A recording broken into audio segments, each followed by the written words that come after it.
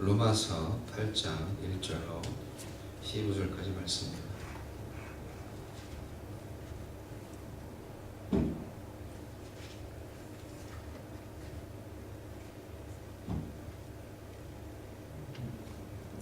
자, 여러분이 교독하시겠습니다.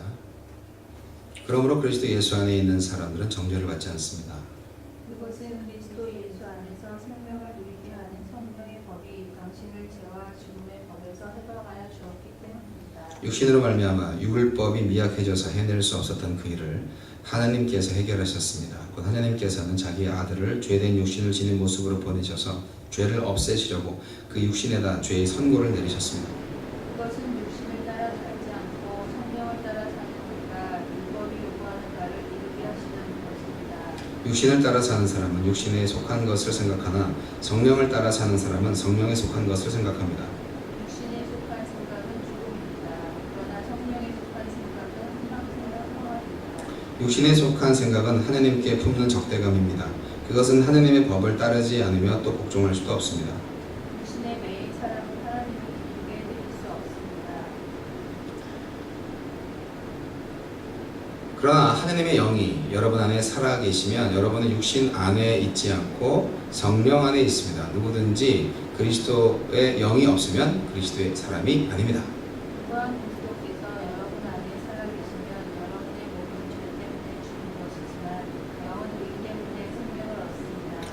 예수를 죽은 사람들 가운데에서 살리신 분의 영이 여러분 안에 살아계시면 그리스도를 죽은 사람들 가운데서 살리신 분께서 여러분 안에 계신 자기의 영으로 여러분의 죽을 몸도 살리실 것입니다.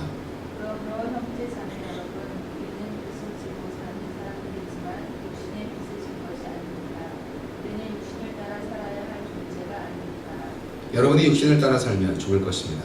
그러나 여러분이 성령으로 몸의 행실을 죽이면 살 것입니다. 하나님의 영으로 인도함을 받는 사람이 누구나 다 하나님의 자녀입니다. 함께 보겠습니다. 여러분은 또다시 두려움에 빠뜨리는 종살이의 영을 받은 것이 아니라 자녀로 삼으시는 영을 받았습니다. 그래서 우리는 그 영으로 하나님을 아빠, 아버지라고 부릅니다. 아멘. 네. 오늘 말씀은 여러 가지로 준비를 하다가 오늘 오전에 어서 오십시오. 제가 고등학교 때 은혜 받고 부흥회를 좀 많이 다녔습니다. 근데 보통 부흥회를 가면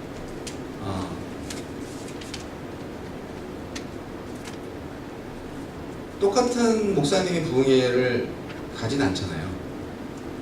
그리고 부흥회를 또 그렇게 하는 것도 아니고.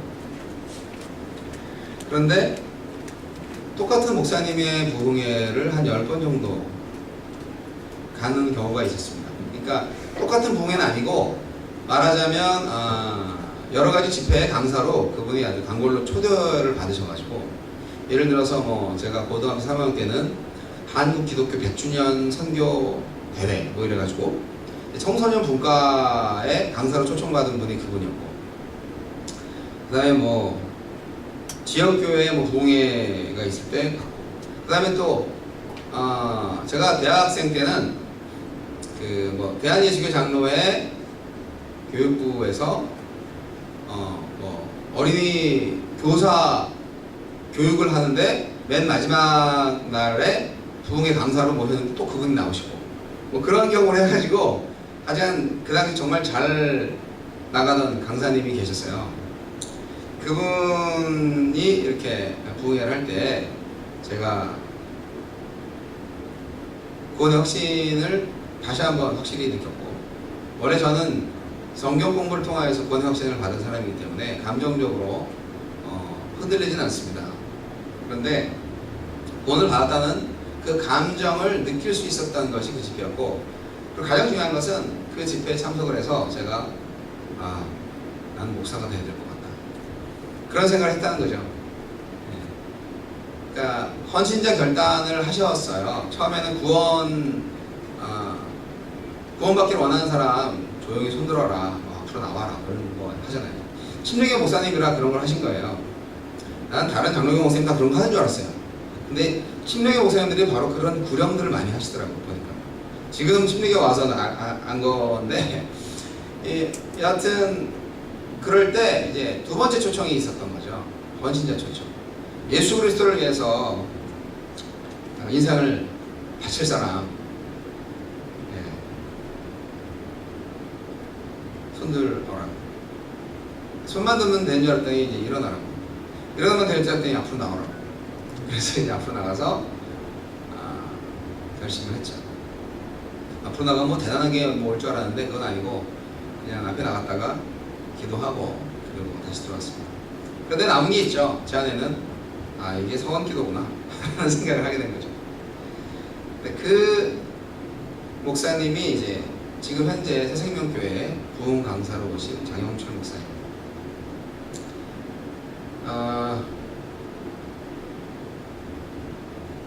어쩜 그렇게 44년 동안 똑같은 설교를 할 수 있을까라는 것도 경이로운데, 그러나 그 똑같은 설교를 하시면서 늘 새롭고 늘 정말 우리의 영혼을 살찌우게 하는 생명의 말씀일까 하는 것도 더 경이롭습니다. 그래서 그분이 복음을 얼마나 많은 사람들한테 전했겠습니까? 40년 동안 안 다닌 세계 방방곡곡을 다니셨겠죠. 그리고 정말 본인이 말씀하시더라고요. 수십만 명한테 복음을 전했을 거다.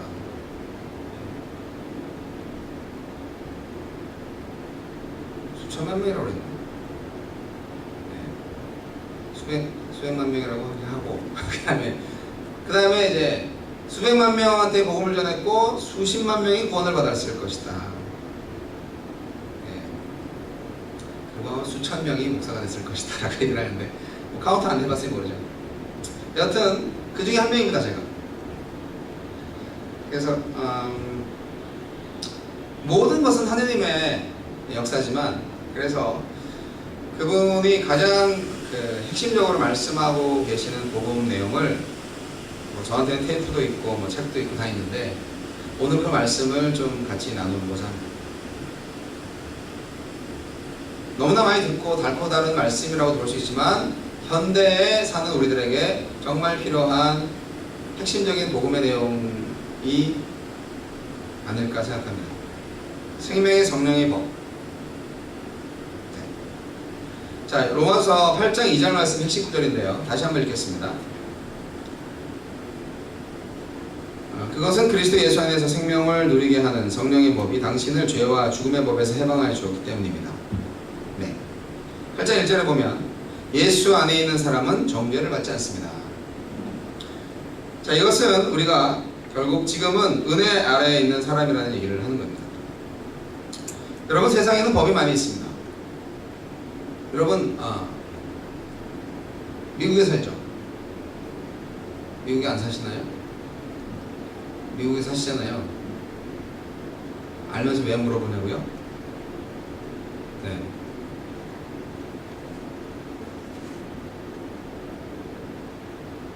좀 소통하는 느낌을 좀 갖고 싶어서. 미국에 사시죠? 미국에 사는 사람들은 미국의 법을 따릅니다. 그렇잖아요. 근데 법을 어기면 어떻게 되죠? 범죄가 되죠. 범죄. 그리고 법을 어기는 사람을 범죄자라고 합니다. 한국에 가면 한국법이 있고 미국에 오면 미국법이 있습니다. 자, 우리가 예수 믿기 전에 마귀 나라에 살 때는 마귀의 법을 따랐고, 하느님의 자녀가 된 다음에 하느님의 나라에 살 때에는 하느님의 법이 있는데, 그 하느님의 법을 따른 말로 오늘 여기 나와 있는 생명의 성령의 법이라고 하는 것입니다. 세번역 성경에는 생명을 누리게 하는 성령의 법이라고 되어 있습니다. 아주 더 편하게 쉽게 얘기가 되어 있는 거죠. 여러분, 우리가 구원을 받았는데 구원을 받은 사람들이 이상하게도 하나님의 자녀로서 살지 못하고 하나님의 법에 따라 살지 못하고 구원받기 전에 마귀의 자녀로 살았던 그 율법을 따라서 살고 있지는 않나 한번 생각해 봅니다. 여러분 어떻습니까? 성경 전체를 볼 때 하느님의 법이 두 가지가 나옵니다. 사실 하느님의 법은 처음에 율법이에요. 율법이 하느님의 법이 아닌 건 아닙니다. 처음에는 그렇게 주셨어요. 그런데 이것은 범죄한 사람들한테 준 법이지 죄 없는 사람한테 준 법이 아닙니다. 그 모세의 율법, 그것이 이제 신명기 5장 2절에 나와 있는 것처럼 하나님 주신 법이에요. 그것도 법이었어요. 근데 구약 시대의 법과 신약 시대의 법이 다르다는 것을 말씀드리고 싶습니다. 그래서 구약을 볼 때는 반드시 신약의 관점으로 봐야 됩니다. 구약의 법은요, 눈에는 눈, 이에는 이 뭐 이런 거예요. 십계명이에요. 근데 요즘 십계명 지킬 필요가 있나요? 좀 헷갈리시죠? 결론적으로 말씀드리면 지킬 필요가 없습니다. 왜냐하면 지킬 수가 없기 때문에. 율법은 지킬 수 없는 법이에요. 그럼 율법은 왜 주셨어요? 죄를 깨닫게 해주시려고, 너 죄인인 걸 알게 해주려고. 그래서 율법을 주신 겁니다.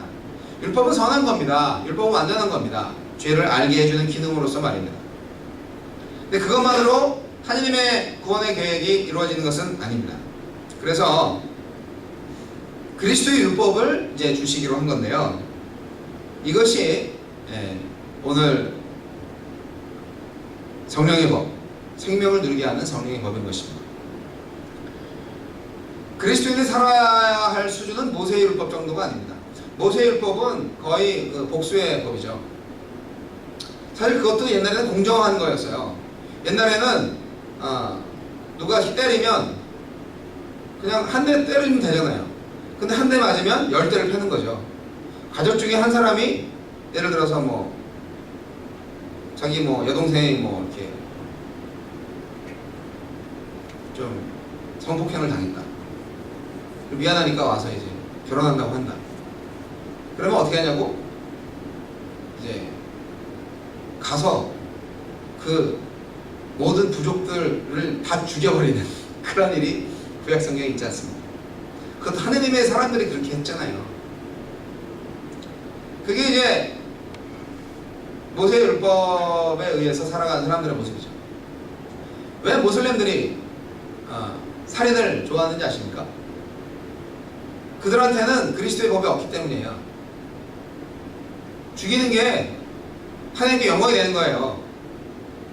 하나님을 믿지 않는 사람들이라고 생각하니까. 그들한테는 하나님이 알라지만,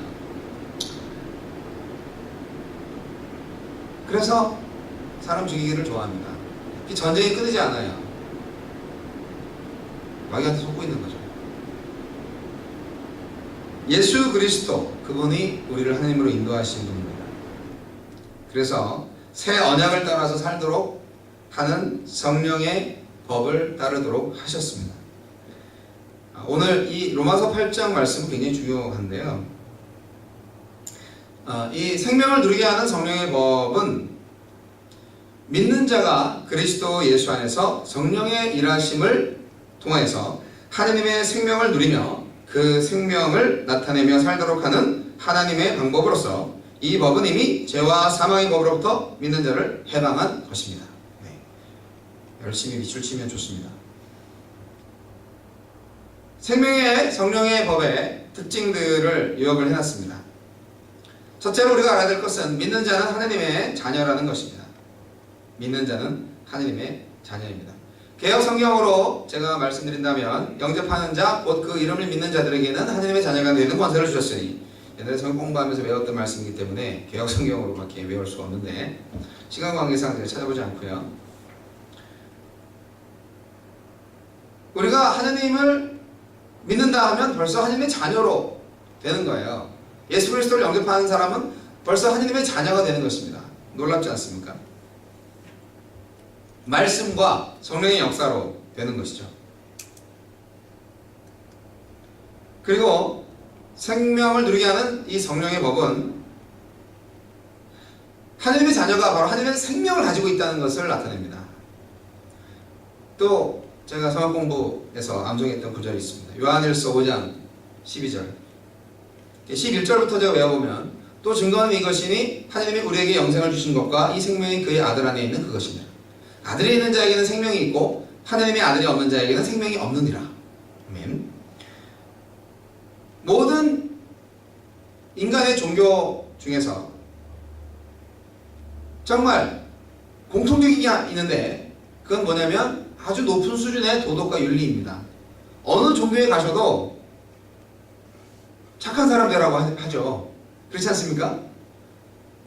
이웃 사랑하고 베풀라고 하고 용서하라고 하고 다 착한 사람 되라고 합니다. 그런데요, 다른 종교에는 없는 기독교에만 있는 딱 한 가지가 있는데 그것이 바로 예수의 생명입니다.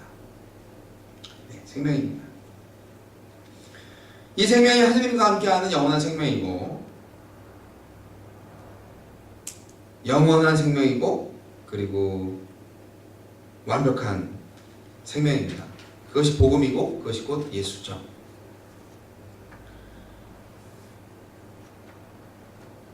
생명은 생명, 곧 말씀을 먹고 자랍니다. 우리가 생명이기 때문에 육의 양식을 먹어서는 자랄 수가 없어요.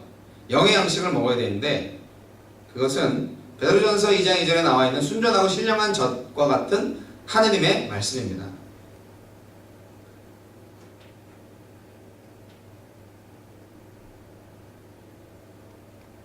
우리가 착한 사람 되기 위해서 크리스찬이 되었나요? 아니면 크리스찬이 되니까 착한 사람이 되었나요? 전자입니까? 후자입니까? 3번은 없나요? 하는 표정이네요. 크리스찬이 되었는데 아직도 악한 사람이라는 표정.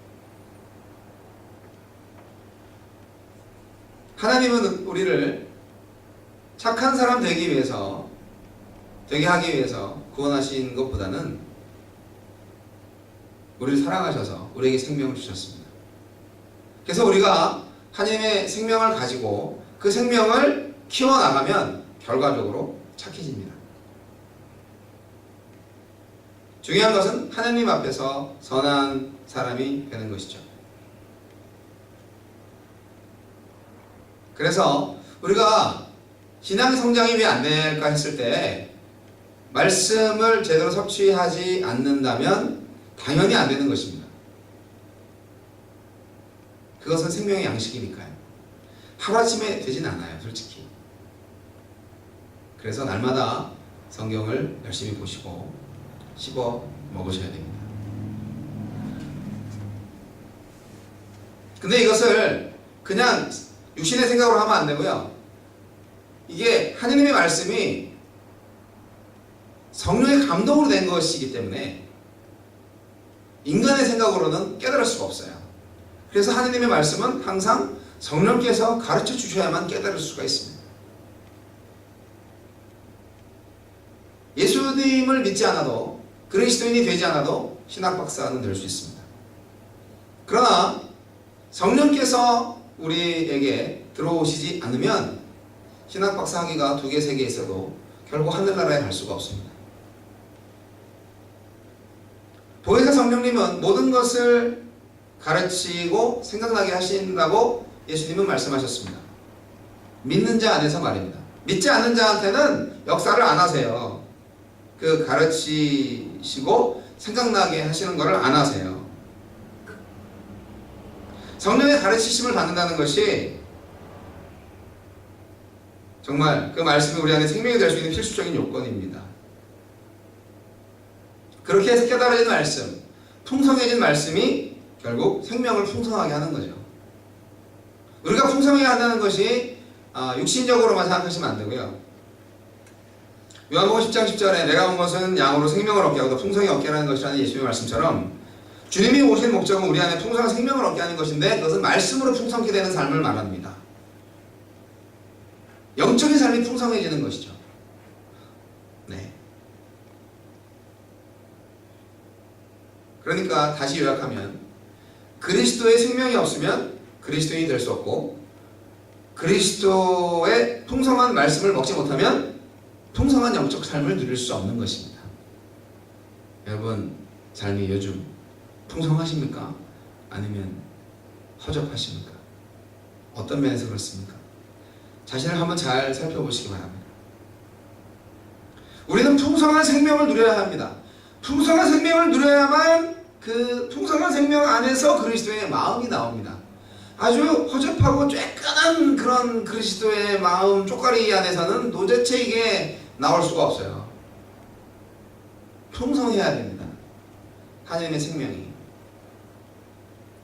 미국 이민사회에 보니까요, 믿을 사람 한 사람도 없고요, 도와준다고 해놓고 다 사기치고요, 그리고 정말 의지하고 싶은데 정말 의지할 사람이 한 사람도 없어요.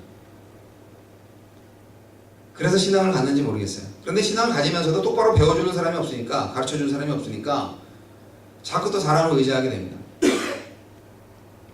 그래서 아주 신앙생활을 하기도 참 어렵다 생각이 들기도 하는데요. 그러나 저는 희망이 있다고 봅니다. 우리 안에 성령이 있다는 것을 믿는다면 그 성령께서 저와 여러분에게 직접 역사하시고 예수 그리스도의 생명으로 풍성케 하실 것입니다. 풍성한 생명에서 그리스도의 마음이 흘러나와서 내 마음이 그리스도의 마음으로 적셔지게 되는 그 역사가 저와 여러분에게 오늘부터 있어지기를 소원합니다. 우리가 잘 아는 말씀, 굉장히 중요한 말씀이 있습니다. 장 목사님이 어제 그 본문을 들어서 말씀하시더라고요. 갈라디아서 2장 20절 말씀 보시면,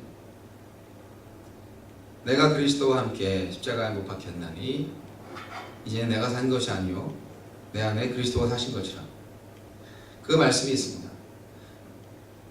내가 육체 가운데 사는 것은 나를 사랑하셔서 자기 몸을 버리신 예수 안에 사는 것이다. 그렇게 고백하고 있는 바울의 고백, 그냥 나온 고백은 아니고요.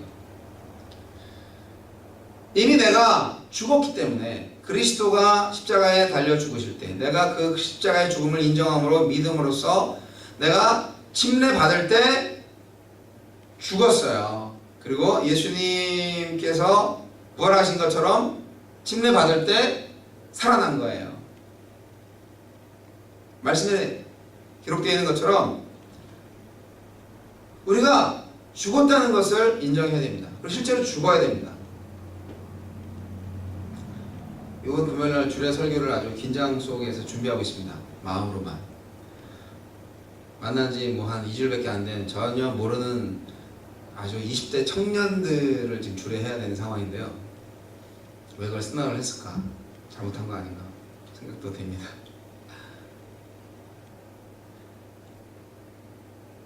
결혼할 때 그 신랑은 까만색 양복을 입습니다. 의복이라고 할 수 있죠. 신부는 하얀색 드레스를 입죠. 정말 아름답습니다.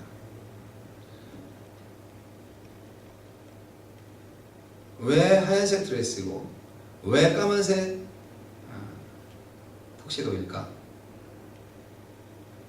빨간 드레스 입으면 안 되나? 하얀 턱시도를 입으면 안 되나? 뭐 안 될 거 없겠죠. 그런데 전통적인 결혼에서 그 의복이 주는 의미가 있었겠습니다. 하얀색 드레스는 신부의 순결을 의미하고요. 까만색 의복은 내가 결혼함으로 이제 그와 한 몸이 되기 때문에 이전에 있던 나는 죽었다 하는 의미로 거의 장례 치르듯이 생각을 하라고 하는 그런 의미의 옷입니다. 달리 생각할 수도 있지만 저는 그렇게 생각을 합니다. 그래서 신랑은 결혼할 때 죽는 거예요. 자기를 죽이고 이제 한 몸이 되는 거죠. 그리고